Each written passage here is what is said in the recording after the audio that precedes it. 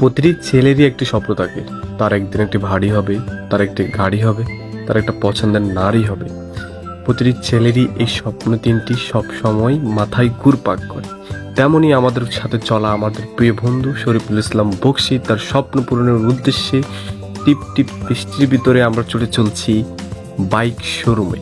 আজকে আমাদের পথের সাথী হিসেবে আছেন আমাদের প্রিয় বড় ভাই মাকসুদ ভাই, সুমন ভাই এবং বন্ধু শরীফুল ইসলামের বাবা এবং রাব্বি।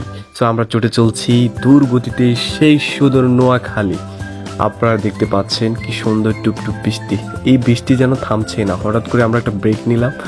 ব্রেক নিয়ে হওয়ার পরে আমরা একটা সুন্দর মুহূর্ত কাটালাম একটি চায়ের দোকানে।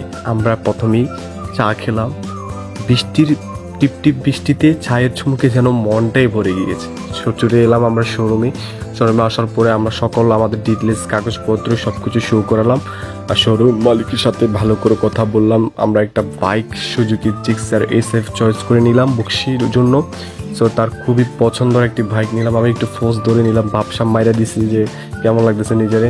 সো বাইকে অলরেডি চয়েস করা শেষ, এখন মুছামুছির পালা। আমরা ভালো করে বাইকটা মুছে দিচ্ছি। আমাদেরকে শোরুম ওনাররা এখন হচ্ছে ছবি তোলার পালা। সো সর্বপ্রথম সে তার বাবার সাথে ছবি তুলছে। তার বাবার সাথে ছবি তোলার পর এবার আমরা তার ক্যামেরা বন্ধু হয়ে গেলাম তার সুজুকি জিক্সার সাথে। এবং ফাইনালি খাওয়ার পালা আমরা চলে আসলাম কাচ্ছি ডাইনে। তার নতুন বাইক উপলক্ষে কাচ্ছি খাবো না তা কি হয়? তাই তো বললাম বন্ধু চলো ট্রিটটা দিয়ে দাও আগে বাগে। সো কি আর করার, আমরা সবাই চলে আসলাম কাচ্ছি ডাইনে।